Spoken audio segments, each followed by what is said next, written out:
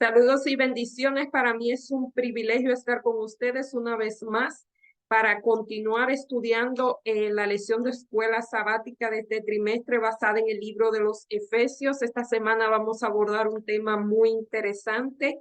Así que antes de comenzar vamos a pedir la presencia del Espíritu Santo por medio de la oración. Oremos. Amante Padre que estás en los cielos, santificado sea tu nombre, Señor. Estamos inmensamente agradecidos de ti por todas las bendiciones de la cual tú nos has dotado, Señor, durante esta semana. Señor, gracias por el privilegio que tú nos das de sacar un momentito, Señor, para compartir este video con las personas que también sacan de su tiempo para acompañarnos, Señor. Pido, Señor, la presencia de tu Santo Espíritu, Señor, para que sea que dirija este video de principio hasta el fin. Y una bendición muy especial por cada persona que nos va a ver, Señor, que tú puedas suplir todas sus necesidades, contestar todas sus preguntas, Señor, y que ellos puedan tener, Señor, la bendición de tu Santo Espíritu. Te lo pedimos en el nombre y por los méritos de Jesús. Amén. Como acabo de decir, es una lección muy interesante. Se titula Expiación horizontal, la cruz y la iglesia. Se dice que Dios vino, Jesús vino para restaurar la relación que tenía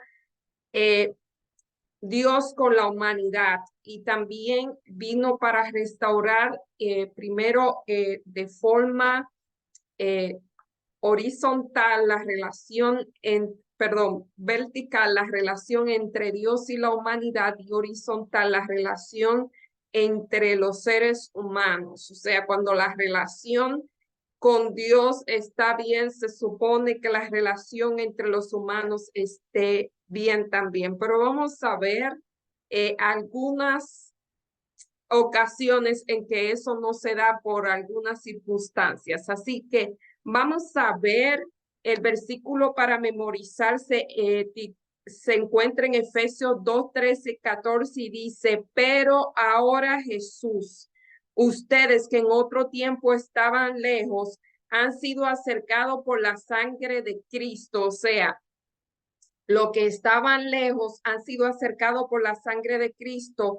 Cristo es nuestra paz, que de los dos pueblos hizo uno y derribó el muro divisorio. Efesios 2, 13 y 14. ¿Y de qué Pablo no está hablando aquí? Está hablando de una separación que había entre dos pueblos y un muro divisorio, y ese muro fue derribado. Así que vamos a ver en detalle de qué se está hablando en esta lección. Y aquí en la parte del sábado estamos hablando de un gentil griego que ha aprendido a estimar al Dios de los judíos. De hecho, ha dejado de adorar muchos dioses. O sea, estaba el pueblo judío, que era la nación de Dios y adoraba al verdadero Dios, y estaban los gentiles que podían conocer al verdadero Dios y se podían hacer o sea, seguidores del verdadero Dios. Pero estas personas, cuando aceptaban al verdadero Dios, tenían un problema, porque los judíos no lo aceptaban. O sea, los judíos de nacimiento no aceptaban o le ponían ciertas restricciones a los que querían participar de la bendición de Dios. Recordemos que antes la bendición había sido dada a los judíos, pero después del apedreamiento de Esteban, esa bendición pasó al pueblo gentil, y ahí hubo un problema que esta gente seguían mirando. O sea, ellos seguían siendo los dueños de la promesa y no lo querían compartir. O si lo quería compartir, hacían varias restricciones. Una de las restricciones que vemos aquí es que en el templo había cuando las personas iban al templo, no podían entrar adentro del templo. Ellos se tenían que quedar afuera, y habían unas barricadas, dice, de 120 centímetros de altura, que no le permitía a ellos pasar más allá de cierto punto. O sea, que ellos sí podían ir al templo, pero no podían entrar al templo. O sea, por eso aquí el versículo dice que Dios, cuando Jesús murió por su sangre, tumbó la barricada del templo, quizás no literalmente, pero ya el evangelio fue dado a los gentiles. Pero vamos a ver todas las restricciones que los gentiles, los judíos querían poner a los gentiles. Dice, Pablo ve que la cruz de Cristo marca una diferencia dramática y destruye las barreras y los muros. Verticalmente, la cruz disuelve la alineación a reconciliar el hombre con Dios, o sea, el hombre con Dios, esa relación estaba destruida y Dios repara ese puente y hace posible que esa relación vuelva a estar, a sanar esa relación. Pero dice que horizontalmente reconcilia a la gente entre sí. La cruz quita la inimistad y trae la paz entre los judíos y los gentiles, haciéndolo una nueva humanidad. Dice Pablo que ya no hay judíos ni griegos, o sea, que ya en Jesús ese asunto de nacionalidades y de separaciones étnicas debe dejar de existir. De eso está hablando. Juntos se convierten en un nuevo templo, morada del Espíritu. ¿Y qué significa eso para hoy? Hoy realmente quizás está pasando algo similar a lo que pasaba en ese tiempo, pero vamos a verlo durante la semana. En la parte del domingo dice acercados en Cristo. Y vamos a ver otra vez estos versículos, lo vimos la semana pasada, y Efesios 2:1 al 3 nos dice, y él os dio vida a vosotros cuando estabais muertos en vuestros delitos y pecados, en los cuales anduviste en otro tiempo, siguiendo la corriente de este mundo, conforme al príncipe de la potestad del aire. O sea, en otro tiempo vosotros estaban muertos en vuestros delitos y pecados y estaban andaban conforme al enemigo de las almas. Aquí le dicen al príncipe de la potestad y del aire. Dice, en los cuales también todos vivimos de nuestra carne, haciendo la voluntad de la carne. O sea, cuando la persona anda según el príncipe del mundo, lo que impera son los deseos de la carne. Y eso es lo que Pablo está diciendo, que en otro tiempo vosotros eras así, pero se supone que cuando uno viene en Cristo, eso se supone que cambie, se supone. ¿Qué enfatiza la nueva descripción del pasado? Si vemos en ese mismo capítulo, los versículos 11 y 12 dice, por tanto, acordaos, o sea, no se le olvide de que en otro tiempo vosotros los gentiles en cuanto a la carne eran llamados incircuncisos. Había un asunto ahí, eso era uno de los asuntos que había entre los judíos y los gentiles que eran convertidos al cristianismo, que ellos querían que esta gente, nuevos creyentes, guardaran las leyes ceremoniales. Y es muy importante nosotros hacer esa diferencia entre la ley y la ley ceremonial. O sea, esta gente nueva en el evangelio, que eran gentiles, tenían que guardar la ley, pero la ley ceremonial, que fue la ley que dio Moisés en el desierto, que incluía la circuncisión, pues esa ley era la que estaba en disputa. Hago esa aclaración porque podíamos entender la vieja creencia de que era la ley de los 10 mandamientos, pero lo que ellos querían que esta gente hicieran era que guardaran la ley de las leyes morales, o sea, y le decían circunciso, que era hecha con mano en carne. En aquel tiempo estaban sin Cristo, alejados de la ciudadanía de Israel y ajenos al pacto de la promesa, sin esperanza y sin Dios en el mundo. O sea, Pablo dice que esta gente antes de conocer a Cristo hace una simbología, porque el que nuevo que se convertía no se hacía ciudadano judío o israelita, simplemente esa ciudadanía es una ciudadanía espiritual y en otro tiempo no la tenía, estaba alejado del pacto de Dios, que era la salvación, y estaba alejados de la promesa, o sea, no tenían ni esperanza ni nada, estaban a la intemperie, pero ahora Cristo atrae a los gentiles. Y dice, los gentiles ahora eran creyentes en Cristo, por eso se refiere que en otro tiempo no conocían a Cristo, pero ahora son parte del cuerpo de Cristo. En otro tiempo estuvieron totalmente separados de Israel. Israel era símbolo de la salvación. Esto no es literal, no es que ellos estaban lejos del pueblo de Israel, sino Israel como símbolo de la salvación que Cristo ofrecía o que Dios ofrecía. Pablo considera que parte de ellos es importante recordar este pasado, o sea, no se le olvide de dónde ustedes vinieron, no se le olvide todo lo que han caminado y no se le olvide que eso era antes, pero ahora la cosa ha cambiado. Estabas entonces sin Cristo el ungido, o sea, ellos no conocían a Cristo, el príncipe de Israel. Estaban excluidos de la ciudadanía, el Estado al pueblo y eran ajenos al pacto de la promesa.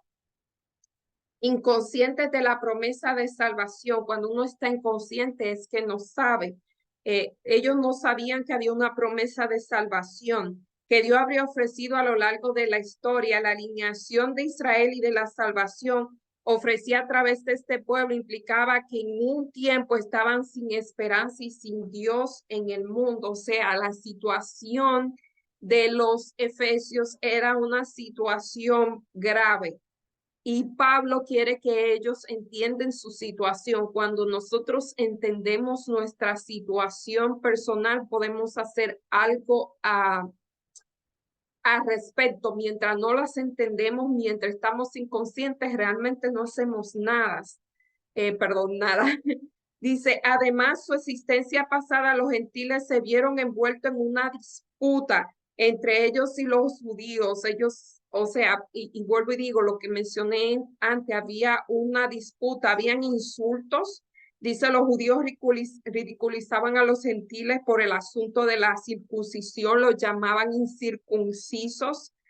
Y los gentiles hacían referencia a los judíos como circuncisos, o sea, ellos, ambos grupos, eh, se llamaban un incircunciso y otro circunciso, son de insulto.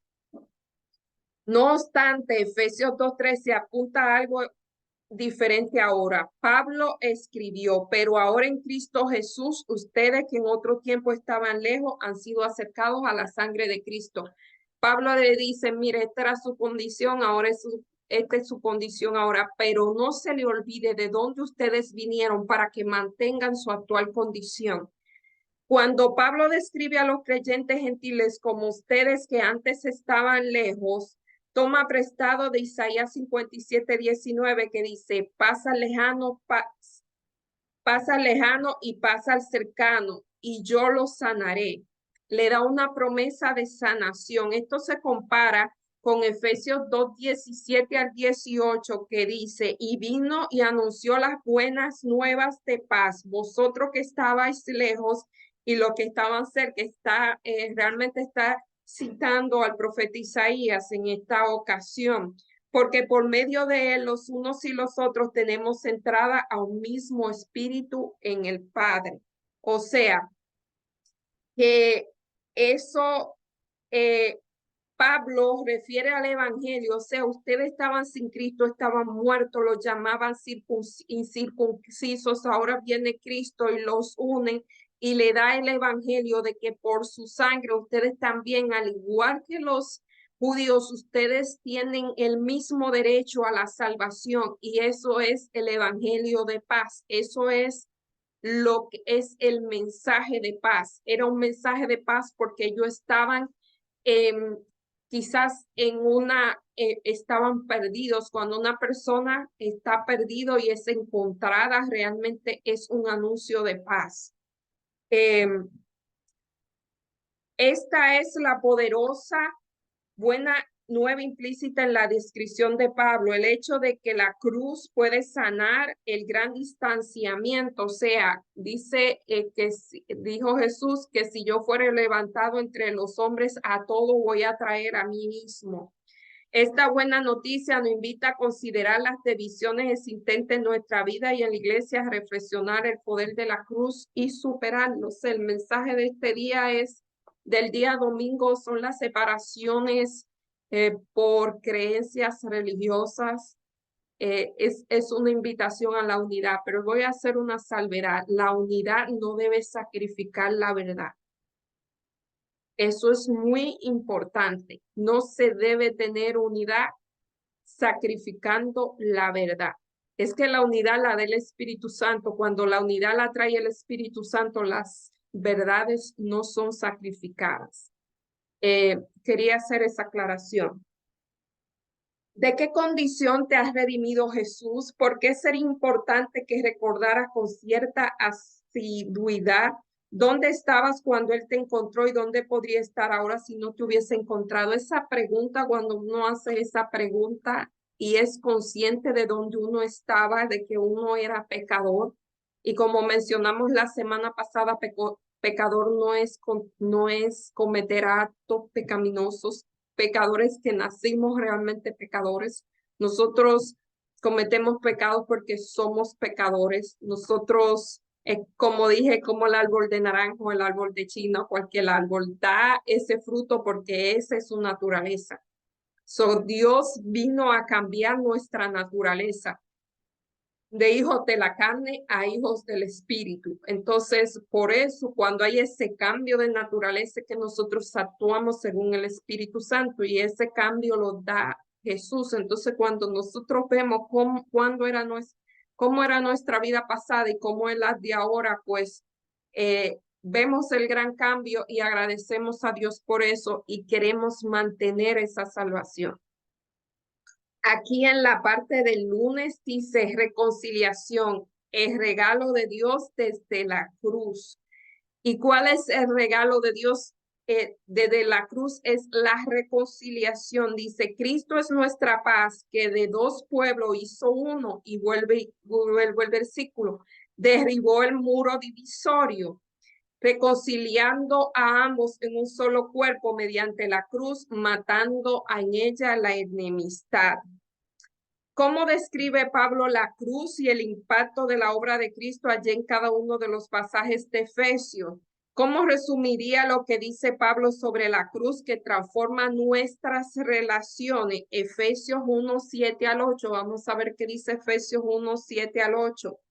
En quien tenemos redención por su sangre, el perdón de los pecados según la riqueza de su gracia, que hizo sobreabundar para con nosotros con toda sabiduría, inteligencia.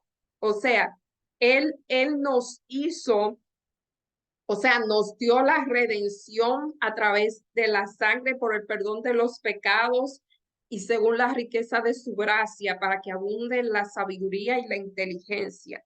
Y aquí nos dice también en Efesios 4:32, Efesios 4:32, grandes, este es el misterio, más yo digo respecto a Cristo de la iglesia. Esto es un misterio muy grande.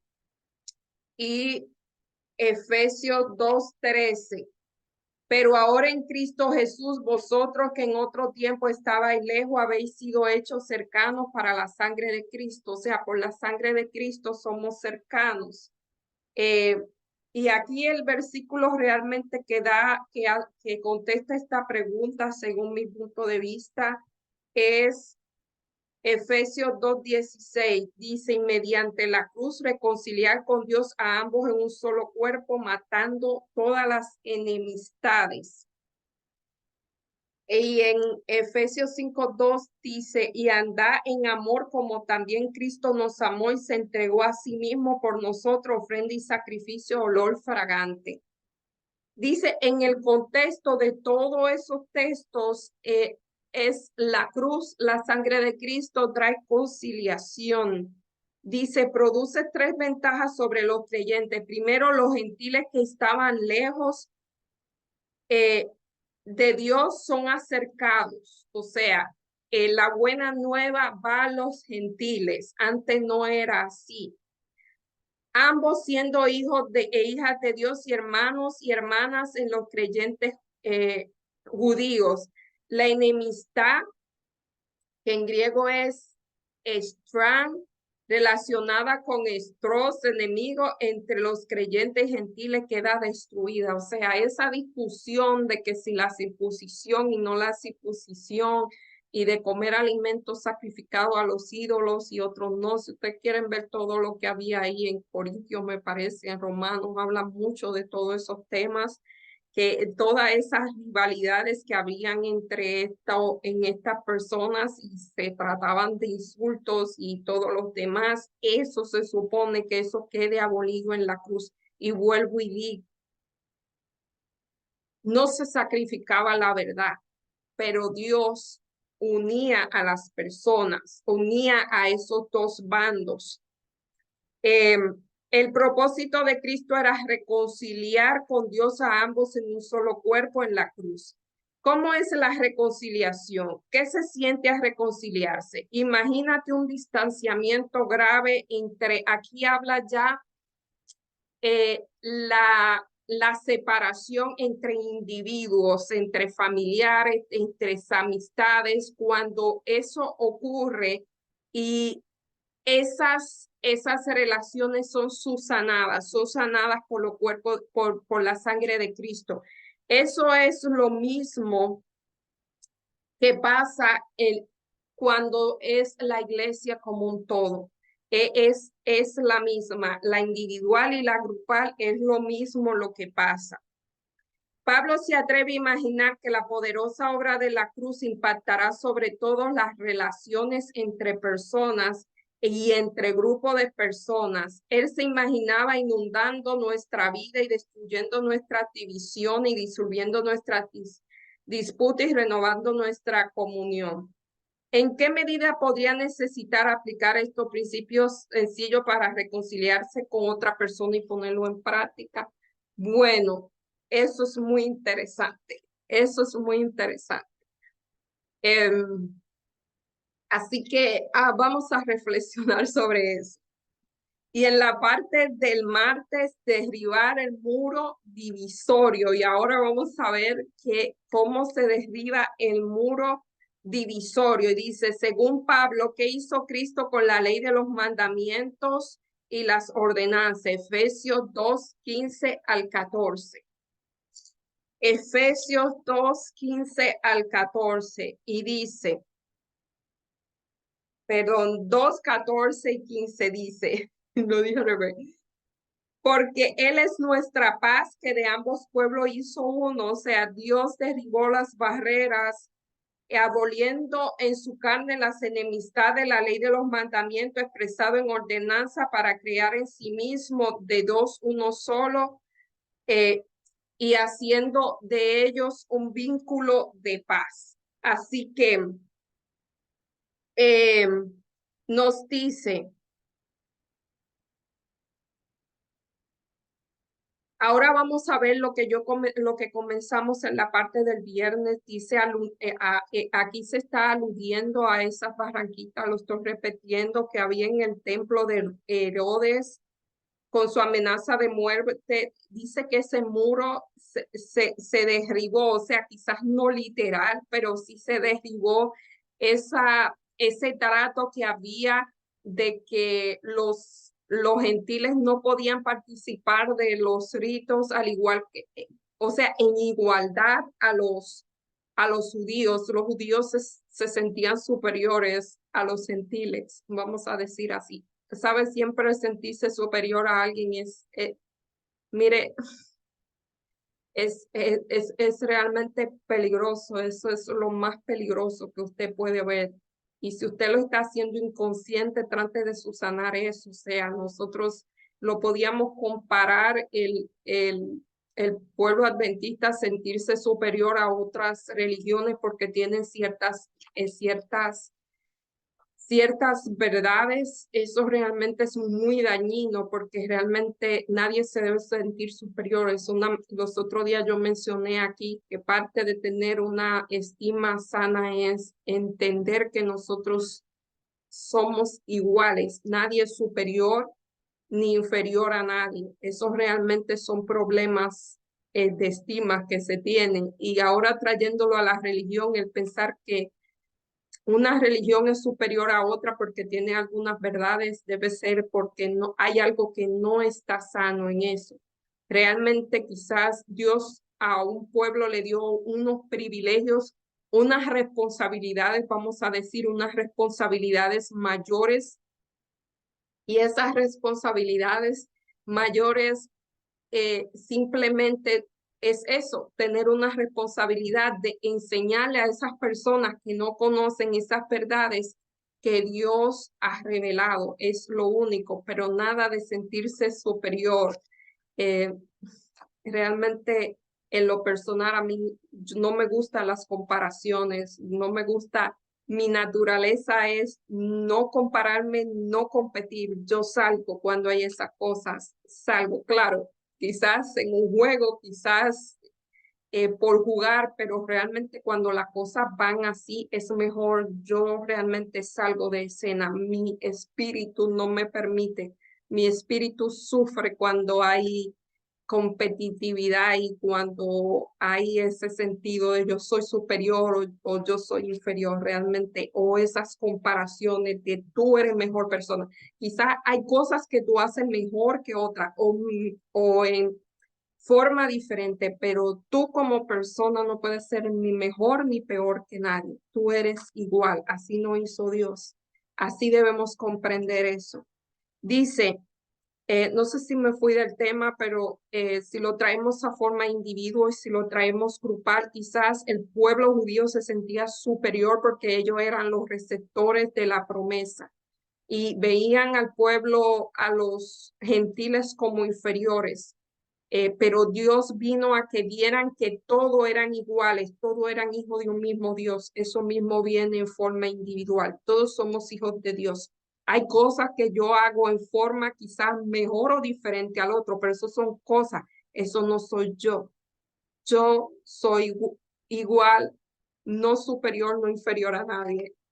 Iguales somos, así somos iguales. Me encanta ese tema realmente de la estima. Si nosotros sanáramos esa parte, nuestras relaciones serían mejores y nuestra relación con Dios también. Entenderíamos que somos hijos de un mismo Dios. La cruz remueve cualquier muro con los gentiles y allá aprendemos esto de los pueblos. Dice, Pablo aborda el mal uso de la ley y ahora estamos hablando de la ley, pero honra la ley misma y asume su continuidad. O sea, Pablo dice, mira, la ley ritual no, ya la ley ritual tú no tienes que guardar la ley ritual, pero la ley de los 10 mandamientos, eso sí, y cita para lo que dicen que en el Nuevo Testamento la ley se abolió, cita en varias ocasiones parte de los mandamientos y aquí los dice, Pablo demuestra un profundo respeto por los 10 mandamientos como un recurso para desarrollar, o sea, el discípulo se desarrolla a través de los 10 mandamientos. Los 10 mandamientos no son otra cosa que reflejo del carácter de Dios y un discípulo debe reflejar el carácter de Dios. Son los 10 mandamientos, no pueden ser abolidos. Y esto lo leí por ahí esta semana, me encantó. Realmente el trabajo de la iglesia no es crear espectadores ni entretener, sino es crear discípulos. Eso es desarrollar discípulos. Ese es el trabajo y Pablo lo está diciendo. Dice desarrollar el desarrollador del discipulado cristiano. Cita en los mandamientos. Aquí dice que el noveno en Efesios 4:25, el décimo Efesios 5:5, el octavo Efesios 4:28, o sea que a través del libro de Efesios, Pablo cita los 10 mandamientos diciendo que los 10 mandamientos tienen una continuidad, no han sido abolidos. Por lo tanto, utiliza estos versículos para abolir. Por lo tanto, utilizar estos versículos como se utilizan para abolir los 10 mandamientos, vuelvo y digo, la unidad y la paz no debe ser a expensa de la verdad. si se sacrifica, y en la parte que sigue yo le voy a dar unos ejemplos de que Jesús ni muchos de sus discípulos predicaban la paz, hablaban de la paz, de la unidad, pero sin sacrificar los principios, sin sacrificar la verdad, sin sacrificar los mandamientos, porque si eso pasa, entonces es una unidad que es falsa. Dice aquí, por lo tanto, utilizar esos versículos, cómo se utilizan para abolir los 10 mandamientos, especialmente a la luz de todos los demás versículos de la Biblia, evidentemente es una mala interpretación de Pablo. O sea, Pablo no está diciendo únanse y dejen sus diferencias y, y crean lo que sea. Y cancelen los mandamientos, perdón, cancelen los mandamientos para unirnos. Eso no es lo que Dios dice. Y sabes, es la predicación del falso profeta. Dejemos al lado, perdón, está un poquito calor, dejemos a un lado lo que nos separa. Por eso quiero aclarar esto. El evangelio es un evangelio de paz, el evangelio es un evangelio de unidad, pero sin sacrificar los mandamientos y los principios, sin sacrificar la verdad. Y esto yo le voy a decir algunos textos donde esto no pasó. Dice, al contrario, cualquier uso de la ley para crear divisiones entre judíos y gentiles, especialmente para excluir a los gentiles de forma con fraternidad entre el pueblo de Dios y el acceso a los mandamientos. O sea, no se podía. Sería un anatema decir Pablo que los mandamientos se abolen, se cancelan, perdón, esa palabra no me sale. Realmente sería un anatema para Pablo y el uso apropiado del divino de la ley. O sea, eso sería maldición si él dijera eso. Dice, son los aspectos ceremoniales, vuelvo y digo, son los aspectos ceremoniales, eso era. Si eso causa división, pues no. Si la persona quería guardar las leyes ceremoniales, estaba bien, pero si no la quería, eso no era asunto ya de salvación, eso no era asunto de pertenecer o no al pueblo de Dios, eso fueron leyes, muchas de ellas que Dios se la dio al pueblo de judío para sobrevivir en el desierto. Muchas eran de carácter de limpieza y de higiene y demás, así que no había que hacer eso. Y el montón de otras leyes que los judíos habían creado para hacerle pesado a la carga a las demás personas. En la parte del miércoles vemos Jesús predicador de la paz y vamos a ver cómo Jesús predicaba la paz, porque vuelvo y digo, lo estoy diciendo una vez, la paz, y lo repito para que sea, porque esto cuando yo vi este título de una vez me vino a mi mente lo que está pasando por ahí, lo que está pasando, que se está promoviendo sacrificar principios con tal de estar unidos, y eso no se puede. Realmente no se puede obtener la paz a tal expensa, porque sería una unidad falsa, sería una paz falsa. Y le voy a mencionar después algunas cositas que se pueden decir, oye, sacrifica tu principio para mantener la paz, que van en contra de lo que dice la Biblia. Cuando algo va en contra expresa de lo que dice la Biblia, no se puede sacrificar esa verdad por la paz.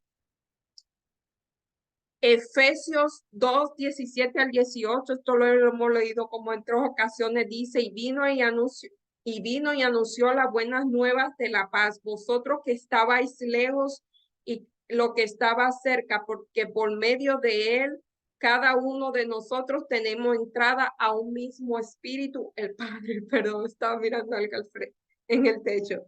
Aquí dice, El concepto de paz es importante en Efesios, ya que la carta comienza y termina con bendición y paz. Pablo a muchas de las cartas y los discípulos que escribieron cartas comienza con paz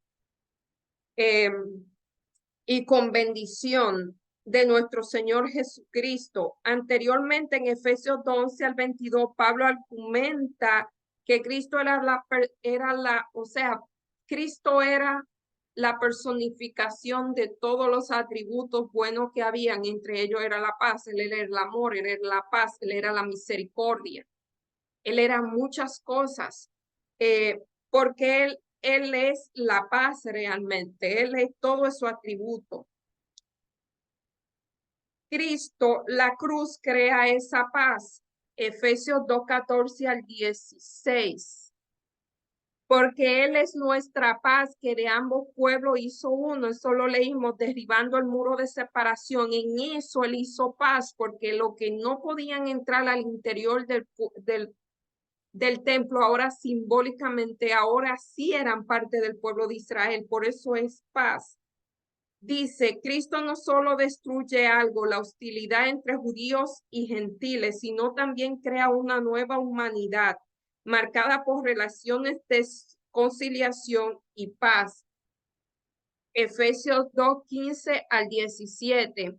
Aboliendo en la carne las enemistades, la ley de los mandamientos expresados en ordenanzas.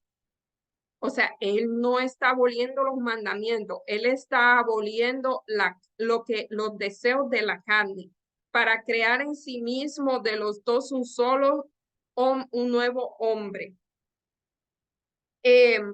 Esta paz no es solo ausencia de conflicto, sino además resuena como el concepto hebreo de shalom, que experiencia la plenitud y el bienestar tanto en nuestras relaciones con Dios como con los demás. Recuerden, vertical, horizontal, como la cruz. ¿Cómo se imagina Pablo a los creyentes compartiendo el mensaje de paz en Jesús? Esto es Efesios 4:3. Efesios 4:3 dice: solícito en guardar la unidad del espíritu, que es el vínculo de la paz. O sea, hay que preservar la paz. 6:14. Está pues firme ceñido vuestros lomos con la verdad y vestidos con la coraza de justicia. Y el 15, calzado los pies con el evangelio de la paz. Y aquí dice Isaías 52:17, que eso leímos, que las buenas nuevas son paz. Y concluye, estas cosas le he hablado para que en mí tenga paz. En el mundo tendrán aflicción, pero tengan buen ánimo. Yo he vencido al mundo. Después de la resurrección, cuando se le aparece a los discípulos, le dice repetidamente, paz a ustedes. O sea, siempre Cristo predicó la paz. Pero cuando yo estudiaba esta parte, vino a mi mente algo y lo voy a decir para conocimiento, porque realmente estos versículos malinterpretados pueden tener muchos problemas. Y me vino a la mente el versículo que dice Mateo 10:34. Vamos a ver este contraste, cómo podemos conciliar que Jesús vino a traer paz y lo que dice aquí Mateo 10:34. Dice, no penséis que he venido para traer a la paz, no he venido para traer paz, sino espada. Entonces, ¿cómo conciliamos estos versículos? Esto se lo está diciendo él a los discípulos. Y dice que Jesús era causante de divisiones, porque he venido para poner en disensión hombre contra padre, hija contra madre. O sea, hay una disensión y Jesús la vivió en carne propia y se lo está diciendo a los discípulos: y seréis aborrecidos por todo por mi causa, mas el que perseverare hasta el fin será salvo. O sea, en unos versículos, y no se están contradiciendo, dice que Jesús vino a traer la paz. Y en otros dice, lo que yo vengo no trae paz, trae trae disensión. O sea, yo no he venido a traer paz, he venido a traer la espada. ¿Cómo podemos nosotros conciliar? Si ustedes quieren leer en Mateo 10, el capítulo entero, lean el capítulo entero y verán lo que están diciendo. Jesús le está amonestando. Fíjense, esta es mi percepción del asunto. Realmente me gustaría, voy a buscar a alguien para tener más luz y conciliar esto. Realmente me atrajo conciliar estos dos conceptos que no están erróneos entre sí. Me vino a la mente una cosa. Esto lo encontramos en Hechos 7, 56 al 58. Vemos quizás lo que Jesús quería decir. Vuelvo y digo, simplemente estoy trayendo algo. Ojalá que le despierte la curiosidad como me la ha despertado a mí y puedan investigar. De eso se trata, de investigar estas lesiones. Saben, cuando yo estaba en la escuela, no sé si era superior o qué, había un muchacho que decía, hay dos clases de alumnos, una clase de alumnos que le dan una clase y se la aprende de memoria, se le embotella y no saca otro. Hay otro que le dicen algo y lo analiza y ve las diferentes vertientes. Yo soy la segunda, así que realmente yo tengo que investigar y si esto me vino a la mente, es por algo. Y dice aquí, Efesios 7, 56, 57 y 58. Y dijo, he aquí que veo los cielos abiertos. Esto es Esteban. Esteban, para los que no lo conocen, Esteban era uno de los diáconos en la iglesia primitiva. Estaban los discípulos que predicaban y estaban 7 diáconos que servían a las mesas, pero predicaban también. Este hombre, Esteban, fue apresado por los dirigentes del pueblo de Israel.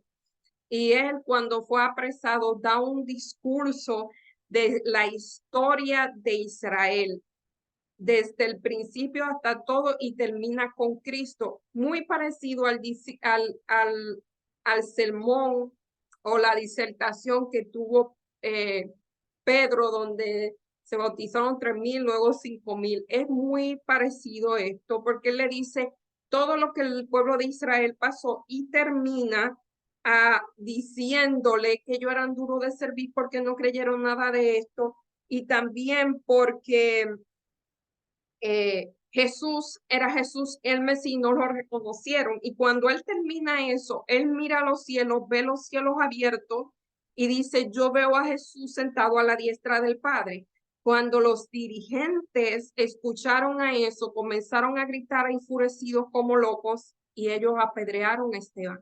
Entonces, esto era el evangelio, lo que Esteban estaba diciendo, porque es el evangelio causó ese tipo de reacción, no causó la paz que se supone que traiga el evangelio. Yo necesito estudiar esto más, pero hasta ahora mi conclusión es, podía decir también que Jesús cuando estuvo su ministerio aquí, para muchos su evangelio, las buenas nuevas le traían paz y gozo, mientras a otros querían realmente matarlo. Y al final del tiempo lo mataron por él decir realmente la verdad. Entonces, y vemos otros, como le digo, otros casos en que el evangelio trae ese tipo de reacción en ciertas personas. En uno le da paz, pero en otro le trae ira, confusión, rebelión, y el que habla es atacado realmente. Para mí realmente es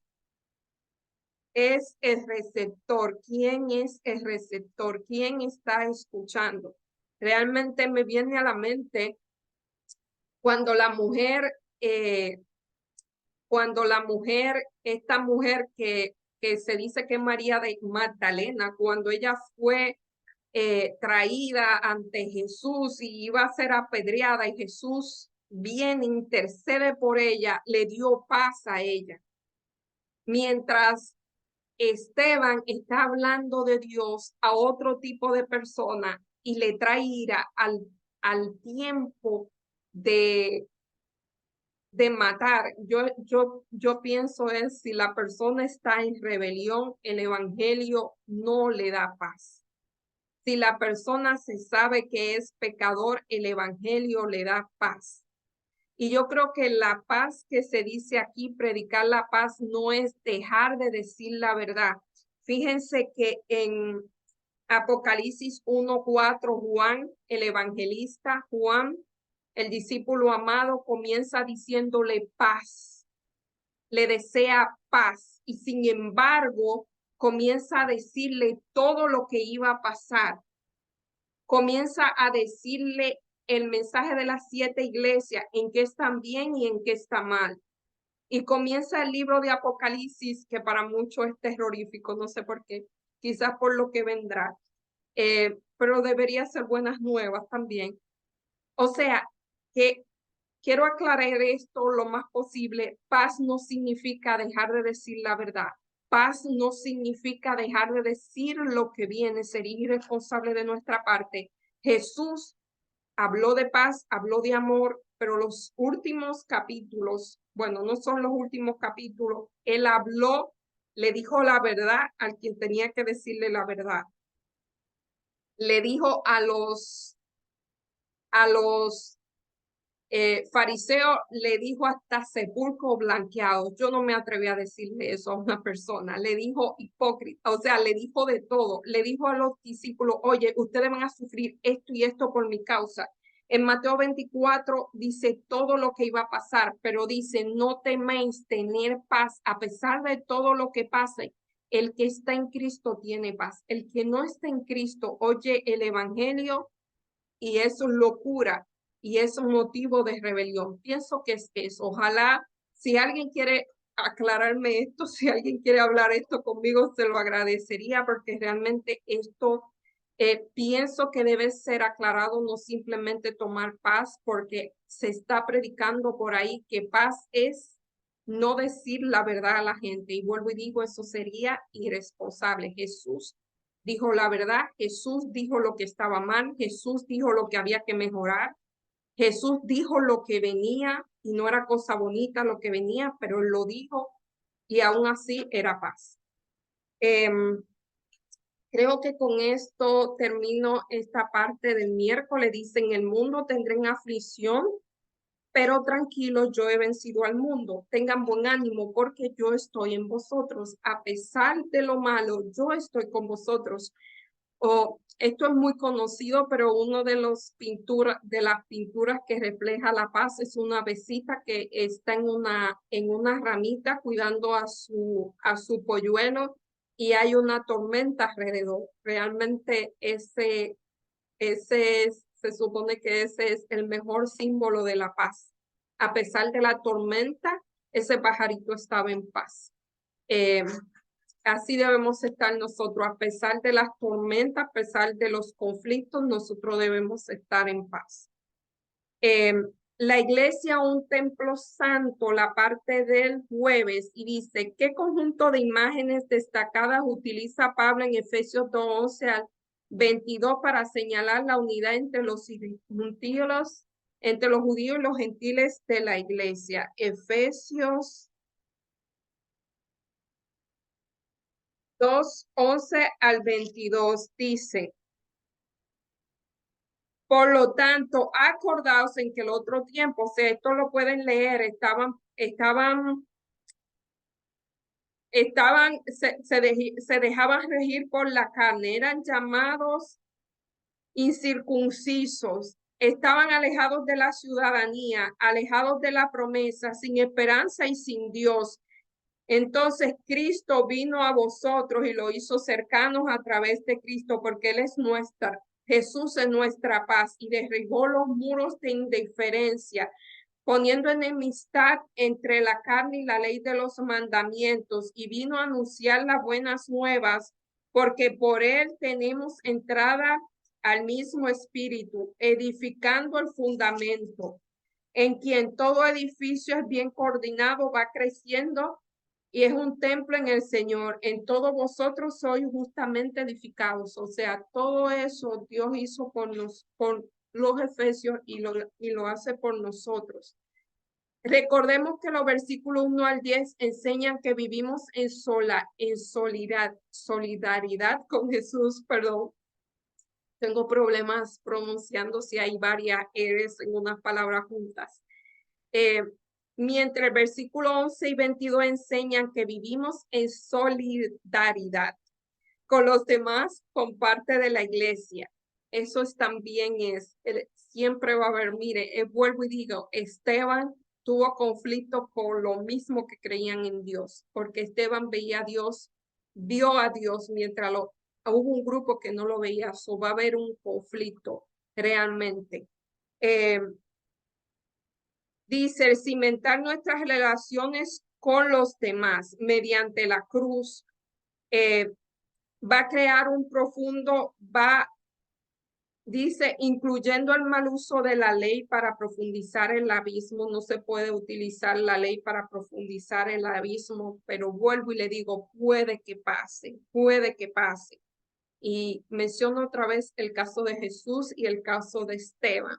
Ellos dijeron la verdad y por esa verdad le costó la vida. Los gentiles en otros tiempos, incluido del culto en los lugares santos del templo, ahora se unen a los creyentes para llegar a un nuevo templo, todos convertidos en la parte de la iglesia de Dios, un templo santo en el Señor. Y dice, el uso de Pablo de la metáfora de la iglesia como templo en Efesios, ¿cómo se compara el uso de los siguientes pasajes? Y vamos a leer Primera de Pedro 2, 4 al 8, el único que voy a leer. Pueden leer los demás. O sea, templo no es una iglesia. El templo es el edificio, la iglesia son las personas. Y él hizo de las personas, hizo un templo. Vamos a ver qué nos dice Primera de Pedro 2, 4 al 8.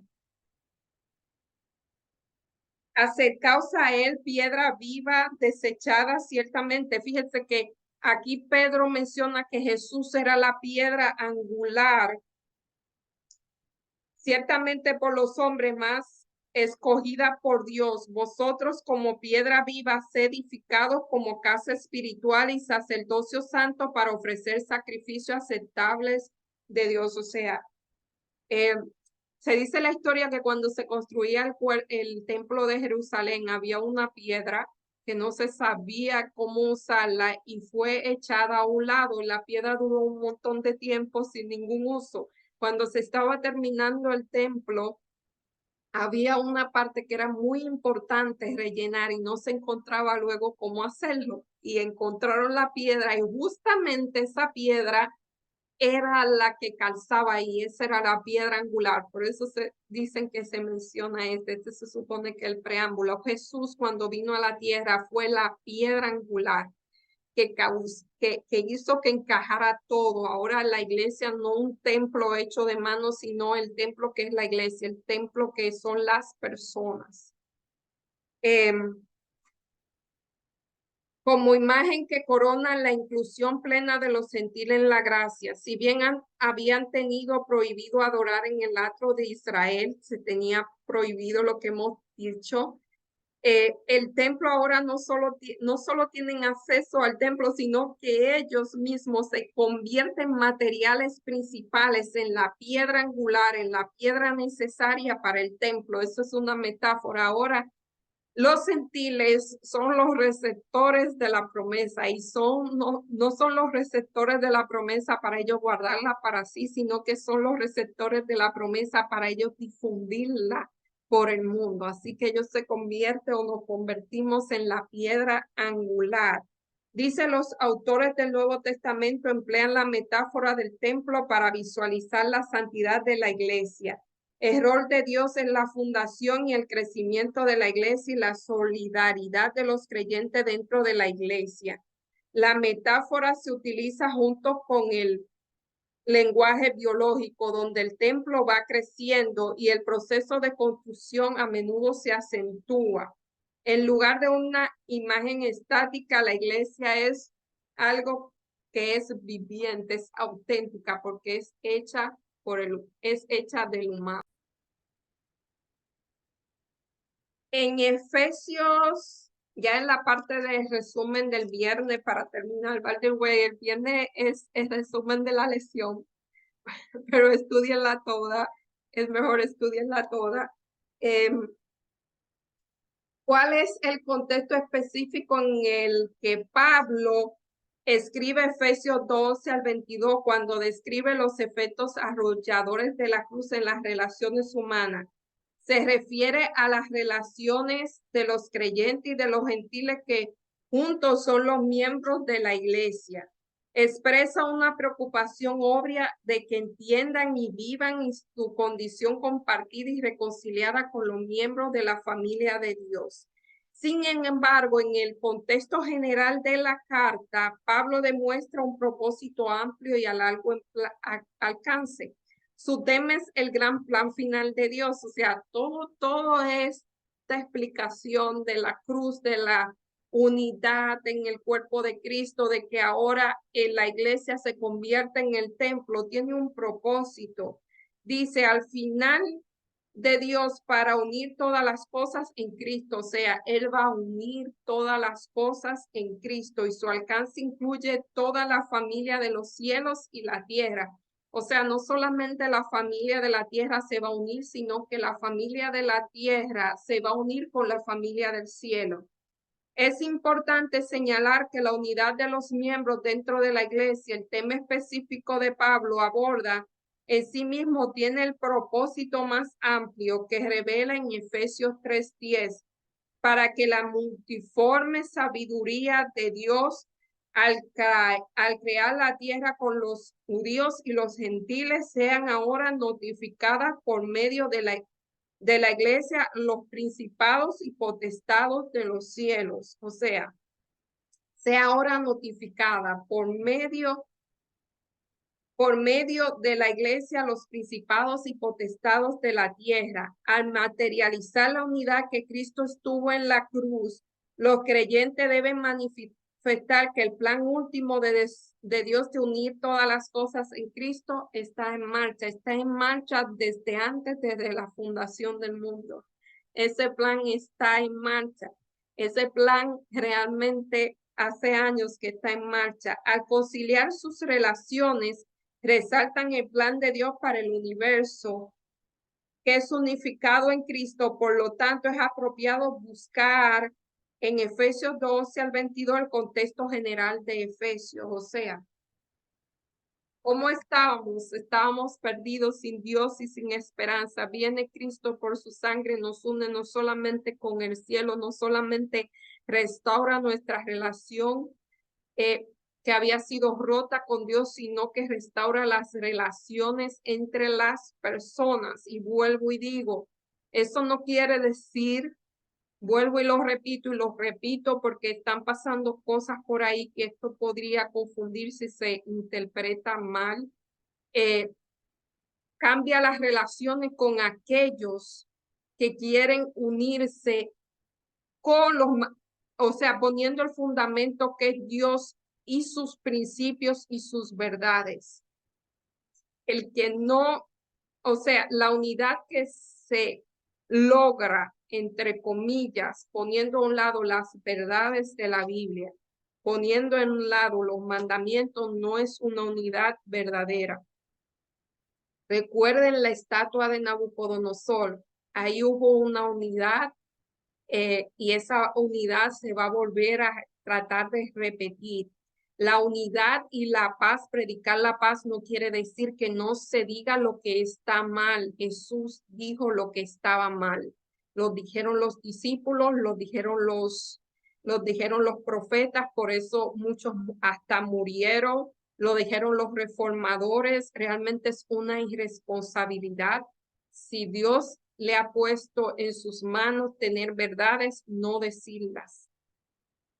Es callar, es participar de lo que está mal. Si uno ve algo que está mal, hay que decirlo realmente y eso va a doler. Muchas veces el evangelio duele porque nosotros somos pecadores. Y cuando un pecador escucha, es cuando, como usted tiene una herida, cuando le van a curar la herida duele, la curación duele. Duele porque había algo malo en usted, no porque la curación sea mala, sino porque hay algo que está en ustedes. De eso yo sé, tengo muchísimas cicatrices.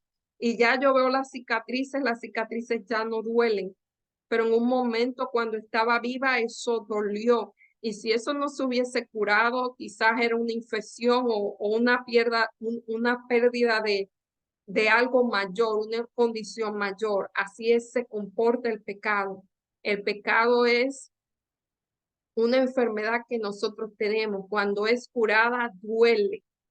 So, no se debe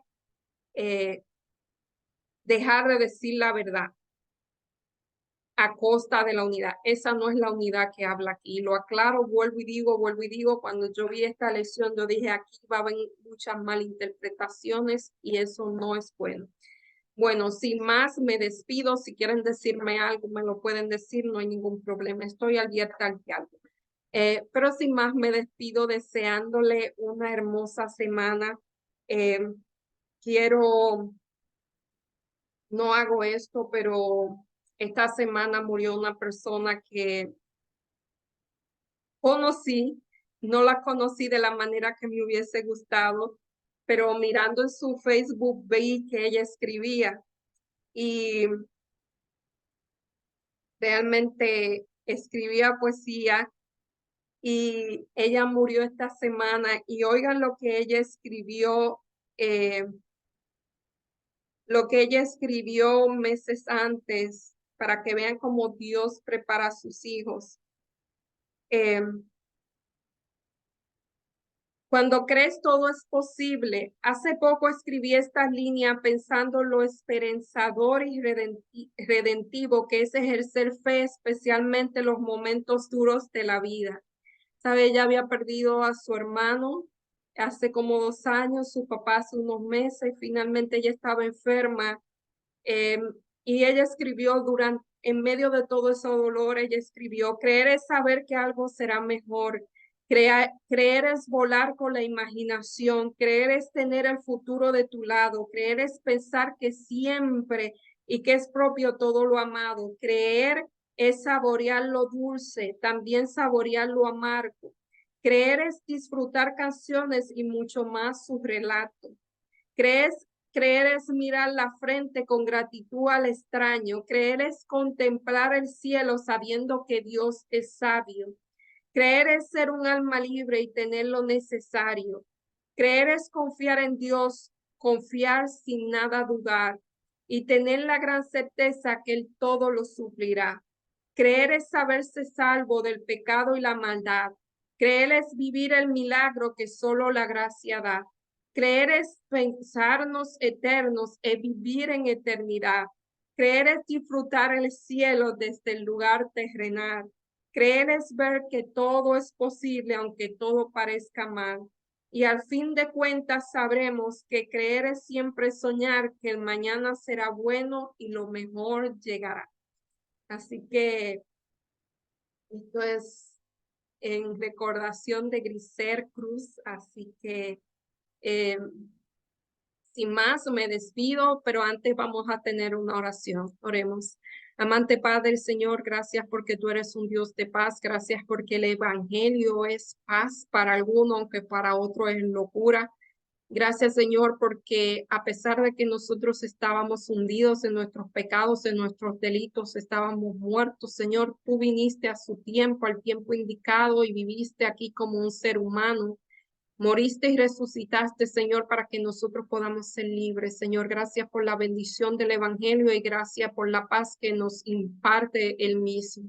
Señor, quiero pedir por la familia de esta persona tan especial que tú has puesto en el descanso, Señor, que ellos puedan recibir el consuelo que necesitan. También de otras personas que quizás han pasado al descanso, pero tenemos el gozo al ver cómo ella se expresaba o ellos se expresaban que tú realmente hiciste el trabajo, tú realmente sellaste a estas personas y muy pronto podemos encontrarnos, Señor, en las mansiones celestiales.